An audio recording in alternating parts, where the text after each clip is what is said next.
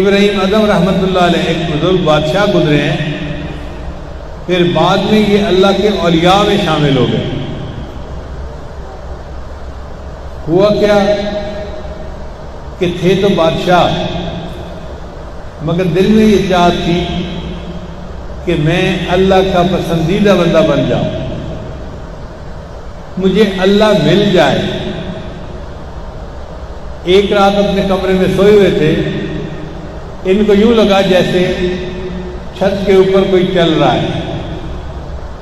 پہلے زمانے میں لکڑی کے شہتیر ہوتے تھے، بالے ہوتے تھے اور سرکنڈے کی چھت ہوتی تھی۔ ان چھتوں پہ جب کوئی چلتا تھا نا تو نیچے سونے والے کو اس کے قدموں کی آواز سنائی دیتی تھی، پتہ چلتا تھا کہ چھت کے اوپر کوئی چل رہا ہے۔ آج کل تو کنکریٹ کی چھتیں ہوتی ہیں، پتہ ہی نہیں چلتا اوپر کیا ہو رہا ہے کیا نہیں ہو رہا۔ تو ان کو جب آواز آئی کوئی چلنے کی تو یہ کمرے سے باہر نکلے اور انہوں نے آواز لگائی، کون ہے جو میرے مکان کی چھت پہ چل رہا ہے؟ تو آواز آئی کہ میں تمہارا دوست ہوں۔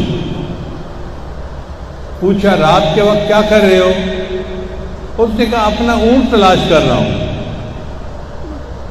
تو ابراہیم ادم بڑے حیران ہوئے، بادشاہ کے محل کی چھت پر رات کے وقت اونٹ ڈھونڈتے پھرتے ہو؟ اس نے کہا یہ اتنے تعجب والی بات نہیں ہے، جتنے تعجب والی بات یہ ہے کہ تم شاہی کی زندگی گزار رہے ہو اور اسی دنیا میں رہتے ہوئے تم اللہ کو ڈھونڈتے پھر رہے ہو۔ اوپر جا کے دیکھا تو کوئی تھا نہیں۔ اللہ نے تو ان کی زندگی بدلنی تھی نا، تو دل پہ ان کے چوٹ پڑی کہ مجھے اگر اللہ کو پانا ہے تو اپنی زندگی کو بدلنا پڑے گا۔ پھر ایک اور واقعہ پیش آیا۔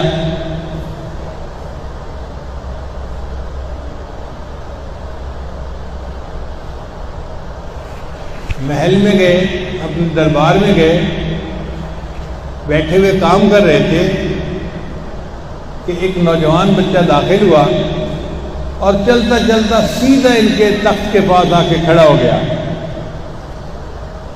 انہوں نے اس سے کہا کہ تمہیں پتہ نہیں تم کہاں آئے ہو؟ اس نے کہا جی میں سرائے میں آیا ہوں۔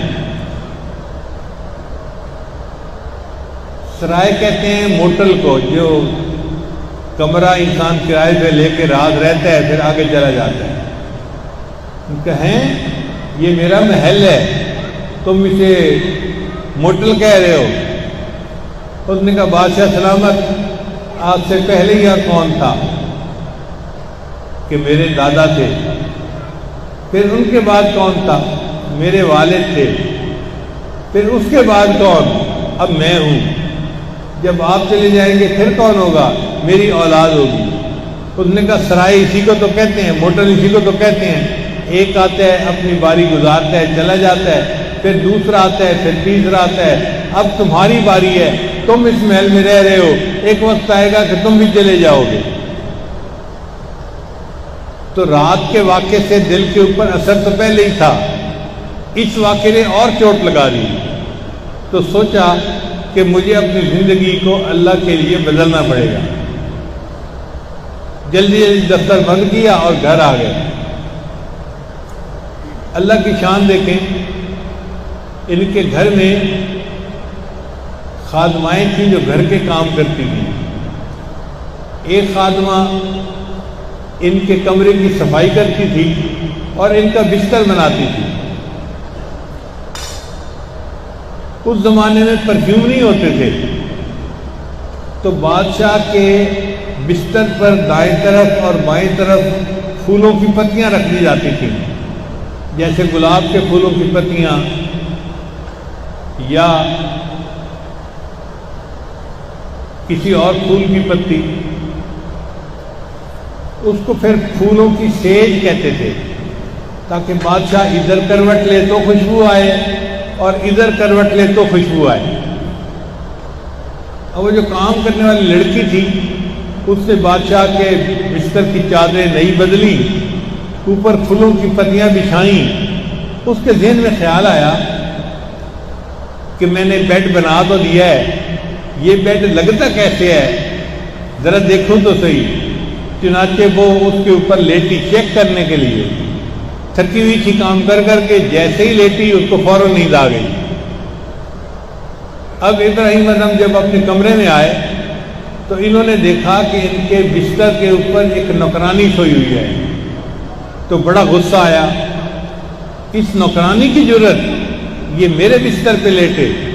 انہوں نے اس کے بال کھینچے اور اس کو اٹھایا اور 2 تھپڑ لگائے۔ وہ لڑکی رونے لگ گئی مگر فوراً چپ ہو گئی۔ انہوں نے پوچھا بتاؤ تم روئی کیوں اور جلدی چپ کیوں ہو گئی؟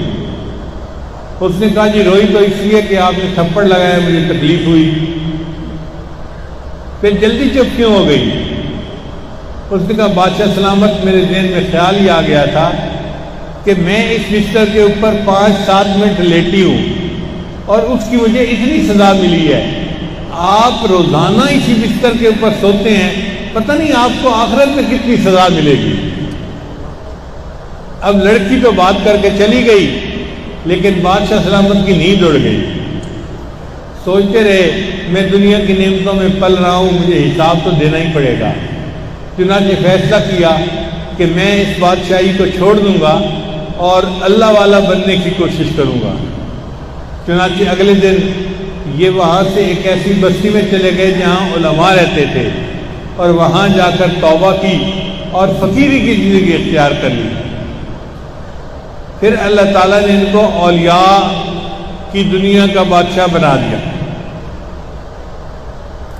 اب وہ زمانہ وفاداری کا زمانہ تھا۔ جب بادشاہ چلا گیا تو پوری کی پوری جو رعایا تھی وہ پریشان تھی کہ بادشاہ سلامت کہاں غائب ہو گئے۔ انہوں نے وزیر کو کہا کہ جی آپ جائیں اور بادشاہ صاحب کو تلاش کر کے لائیں۔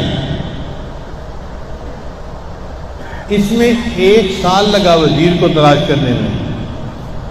کتابوں میں لکھا ہے ابراہیم اعظم رحمۃ اللہ نے فقیروں والی گدڑی پہنی ہوئی تھی اور دریا کے کنارے بیٹھے اپنی گدڑی کو سی رہے تھے۔ سوئی دھاگے سے انسان پھٹے کپڑے کو سیتا ہے نا، جیسے یہ اپنے کپڑے کو سی رہے تھے۔